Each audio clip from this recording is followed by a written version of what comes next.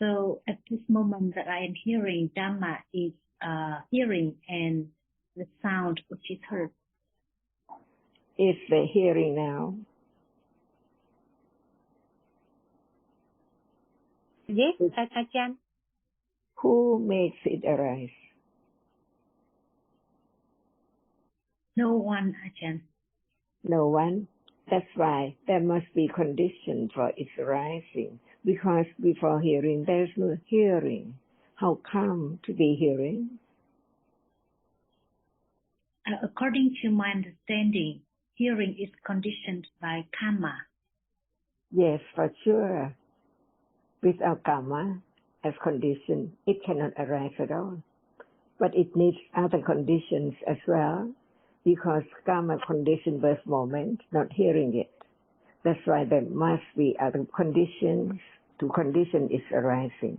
Is that right? Otherwise, who makes it arise? Yes, Ajahn. And who can condition birth moment to arise? Seeing, hearing, smelling, any moment, who make it arise? Why seeing is not hearing? What condition it to be different? Or who makes it to be different? It's karma which makes it different. Okay, what is karma? It's easy to say it's karma, but what is karma? Karma is the kusala or akusala deeds from the past. Without karma, can there be birth consciousness and seeing and hearing? Yeah, no, Ajahn. So we understand little by little about what condition what to arise. Is that right? Like birth consciousness, it must have karma, wholesome karma or unwholesome karma, to condition the wholesome vipaka or unwholesome vipaka to perform the function of arising the first moment in life, birth consciousness.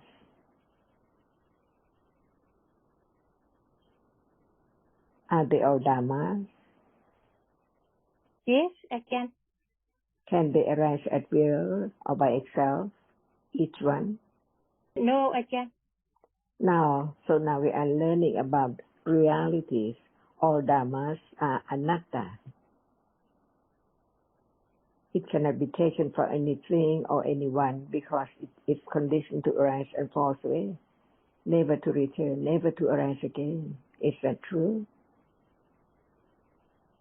Just learn to understand the truth of each moment in life, to understand that it is Dhamma, the reality, which is there by conditions, arising and falling again, from the first moment to the last moment, and the next moment again, on and on to last moment of next life again.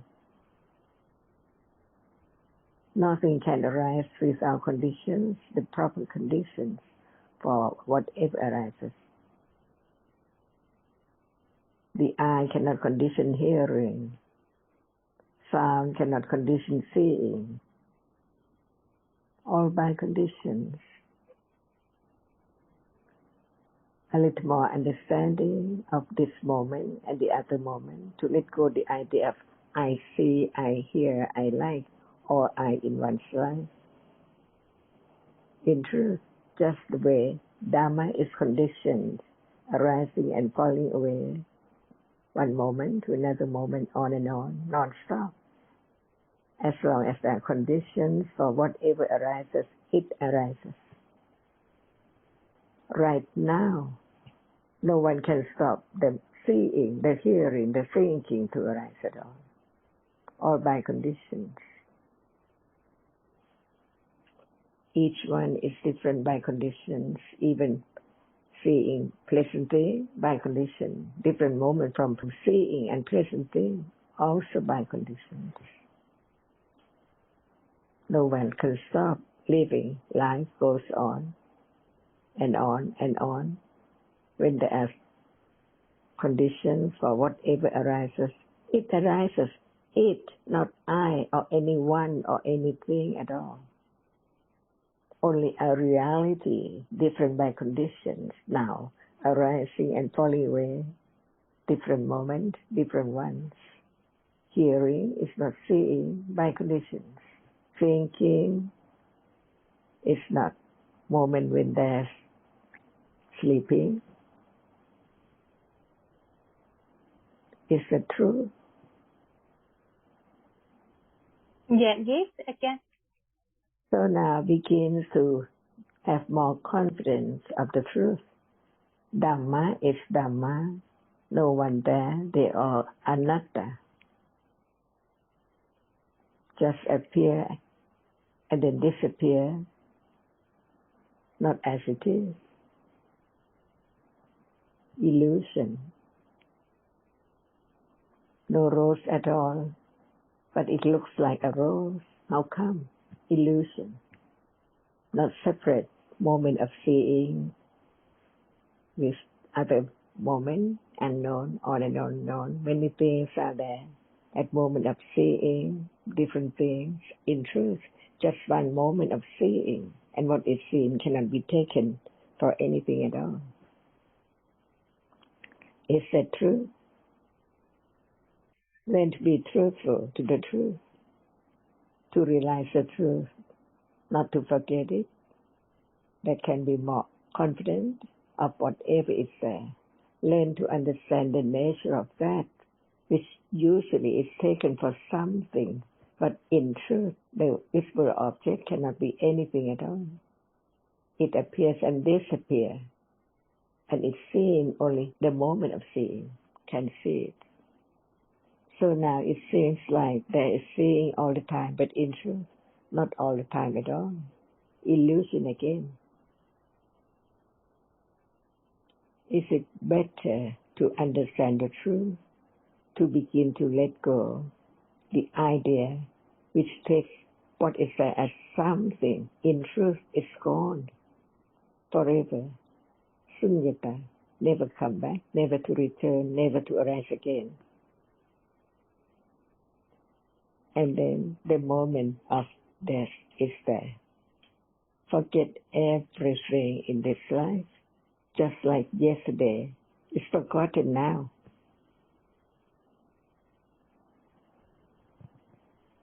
Do you remember yesterday? Happenings, experiencing? To understand what moment is there, which is usually taken for I was there or somewhere yesterday. But in truth, it's only moment of thinking about that which has been experienced by conditions, while not thinking about other things. Each moment can be learned that no one can make anything arise at all, no matter seeing, hearing, smelling, tasting, touching, smiling, thinking, talking, touching, each moment in life. Ignorance is there. Attachment at moment, whatever appears unknown as the truth of it, is not there anymore, even right now. That's why Buddha taught about what he had enlightened after a long period, years and years of developing right understanding, to realize the nature of what is there as it is right now or any time. Dhamma is Dhamma. Seeing just arises by conditions to see, only to see and then gone. The other moment is not seeing, but it's conditioned by seeing, experiencing the same object as seeing, but it does not see. And how can it experience the same object as seeing without seeing? See, by conditions. Vitakka is there, arising together with that moment next to seeing, to touch the object, experience it, and then gone, just receiving or experience that object which is not seen but can be object of moment of touching and other jetavikas. Who knows? But begin to understand by the one who had realized the truth, so that there can be moment of listening, carefully, considering. The realization of the truth is so far from now, because it has to be learned to gradually understand the nature of each one as not permanent, not the same one at all. So what are there in life taken for something, or people and things, its nature has to be known as no one at all in a day.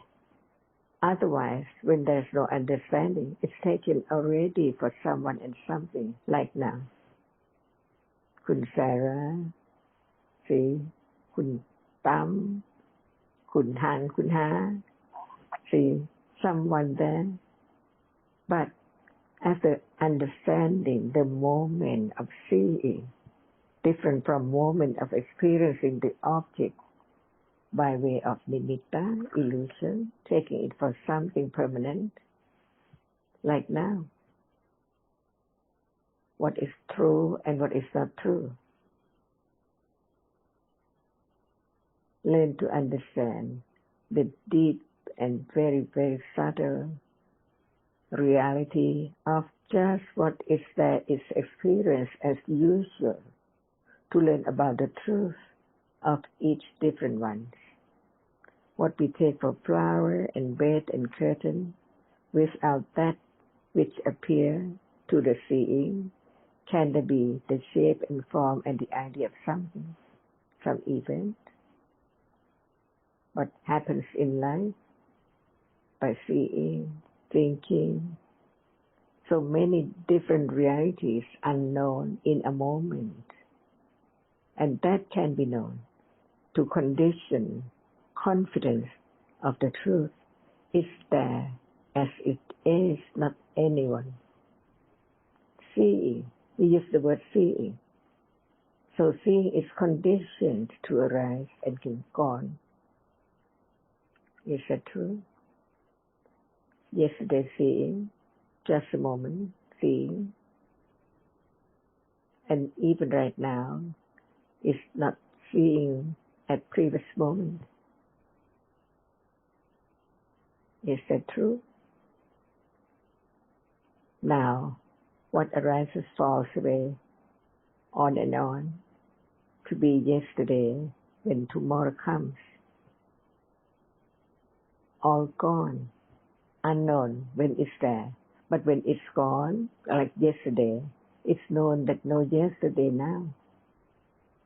But what about when yesterday was today?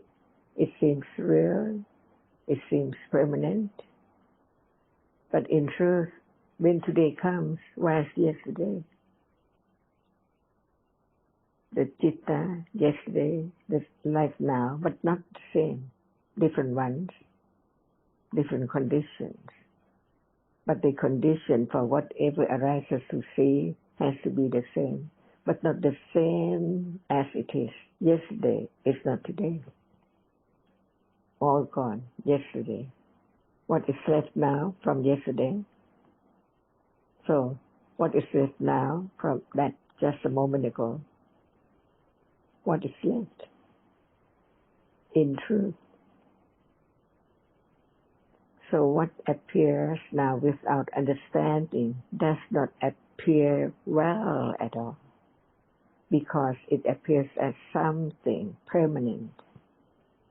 Seeing now does not appear that it's gone, and the next moment, who knows, before seeing can arise again. But it seems that they're seeing all the time. What about the citta before seeing and after seeing? So we learn to understand what are there in life today, one day, and on, tomorrow, on and on. Illusion or understanding. Can two moments arise together? See? It can be a little more constant. One moment is not two moments together at all. Seeing cannot arise to here too. Impossible. Seeing is seeing. Hearing is hearing. At moment of hearing, there must be no seeing. Different conditions for seeing and hearing. So nothing can arise just by what idea of I can do. So can you open your eyes? Can you stretch your hand? Can you think? Can you like? Can you dislike? Beginning to understand more and more about Dhamma and Anatta. All Dhammas come to be as they are. No one, no thing, only Dhammas, realities. All Dhammas are Anatta. Can the truth be realized?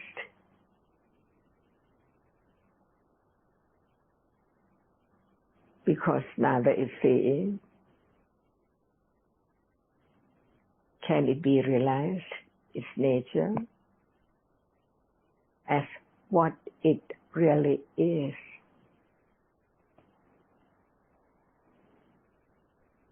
The reality, which has no shape, form, sound, or anything at all, but is there experiencing. Even the object is unknown, and then the object is known because that is that which impinges on the base, whether it's the eye base or ear base, as is the reality which experiences the object. It experiences that which impinges on the base as eye base. Seeing is there instantly. But after that, when that which impinges on the eye base fallen away, how can it see? Impossible. But a condition for its arising, the karma is there, see? That's why we learn to understand the truth of what is there. Little by little, what is what, to understand what is karma, and what is intention, or what is attention, or what is interest, and so on. All are there in one's life. Without the words of the enlightened one, how can there be even thinking about it as it is? Because it appears as something all the time. The truth is covered up by ignorance and attachment. But it can be realized when Panya is there, gradually understanding the truth little by little, until it's more in a day, not thinking about what is usually thought about, but sometimes about that which is heard about the truth of this moment, no matter if it's attachment, or seeing, or feeling, or memory, they are all there unknown. But when there is hearing about the truth, there can be moment of developing understanding of each reality as it is different ones by conditions, not permanent at all. Even it's for that which arises falls away, as long as there are conditions for whatever arises. There is the moment of that which arises after that moment, on and on and on. Experiences different objects. with different moments in daily life, as sometimes we like this food, we search for it, we read the newspaper, watch TV and so on, all by conditions, all are dhammas. And this is the only way, the only path, leading, developing to realize what is there now, not at the moment.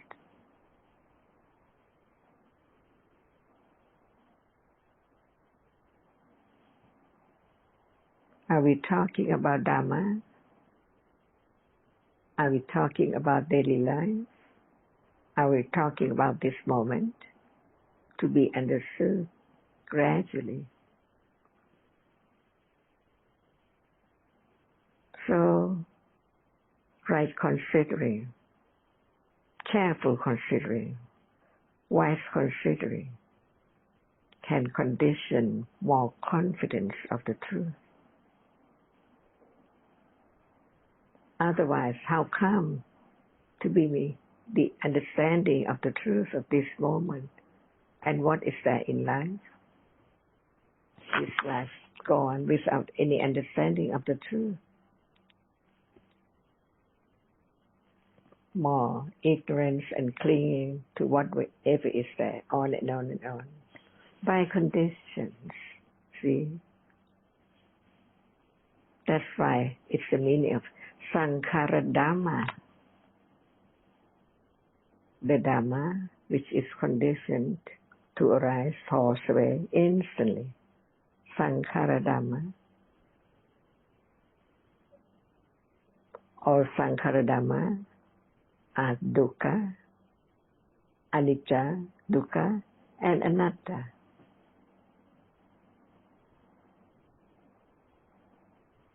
Beginning to understand the meaning of the word of reality.